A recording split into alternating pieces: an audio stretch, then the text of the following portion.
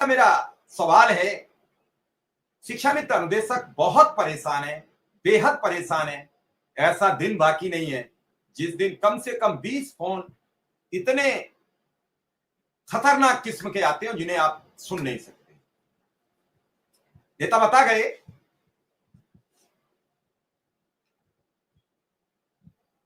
Rameshwar Prasad Pandey ji link भेज दिया है और बात करेंगे, और आएंगे तो हम तो सबका स्वागत करते हैं।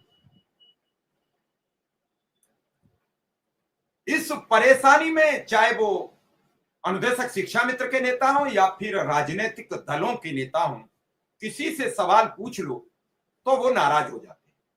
मैं नहीं समझ रहा हूं क्यों नाराज हो जाते हैं। उनकी तारीफ किए जाओ, आप बहुत अच्छा कर रहे हो, आपका संगठन बहुत अच्छा कर रहा है, तो सब खुश हैं। जैसे ही उनसे एक सवाल कर लो तो उन्हें लगता है कि दुखती रग पर हाथ रखती है। आपका अगर एक पत्र है कि लखनऊ में हम प्रोग्राम करेंगे तो हम बताएं। हालांकि कल सुकुमार शुक्ला जी ने जो सवाल किया उसके बाद उनका नेटवर्क चला गया, वो होते तो मैं उनसे पूछता बात।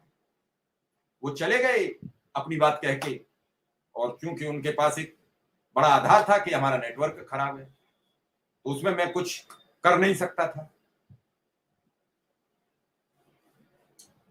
7 वर्ष से सिवाय आप लोगों पर, सब नेता सरकार पर भरोसे के अलावा आम शिक्षा मंत्री ने क्या किया? आपने कहा लखनऊ आ जाओ, वो लखनऊ चला गया। आपने कहा यहां आ जाओ, वो वहां चला गया। आपने कहा अब ये करोगे, उसने कहा ठीक है हम ये करेंगे। आपने कहा ऐसा कर दो, वो वैसा करने लगा। इस पीड़ा के बाद अगर कोई पीड़ा अपनी सार्वजनिक कह दे तो फिर आपको लगता है कि सवाल हो गए। मैंने इसलिए आज मोहम्मद आसिफ को भी बुलाया है कि मैं उनसे भी पूछूंगा कि आप शिक्षा मित्रों को क्यों बुरी बात समझा रहे हो, क्यों शिक्षा मित्रों का विरोध करते हो। उन्होंने कल मुझे लाइव प्रोग्राम में भी लिखा कि इन्हीं के संगठन का लखनऊ का मैं जिला अध्यक्ष रह चुका हूं। हो सकता है उनकी लड़ाई हो, जिला अध्यक्ष रहे तो कुछ घालमेल हुआ हो दोनों लोगों का।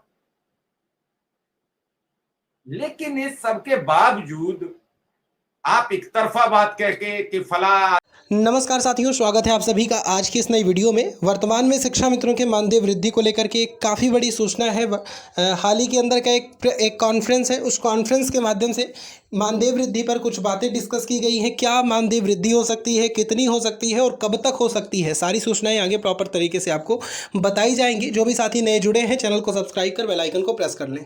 आदमी बरगला रहा है, फला आदमी समझा रहा है, अरे आप क्या कर रहे हो? आप क्यों नहीं बरगला पा रहे इन्हें?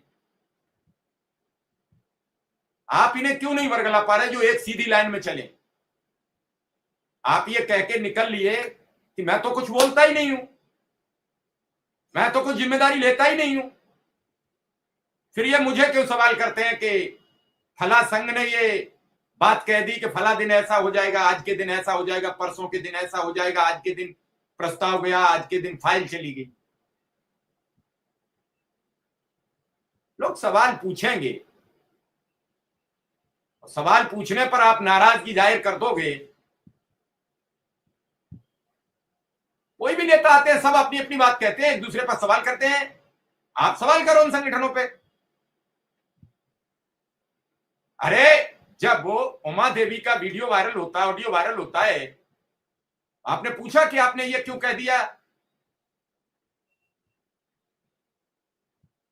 आप क्यों उनसे कह देते हो कि ऐसा क्यों कह दिया? क्योंकि उनकी गलती थी, उन्हें नहीं कहना था।